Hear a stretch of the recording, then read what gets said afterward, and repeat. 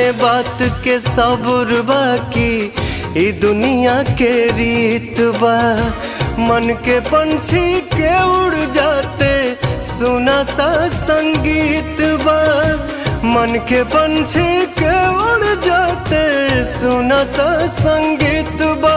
प्यार पल पल जतावल नेह गुस्सा में देखावल, याद बचपन के पढ़ावल पढ़ाई आवता।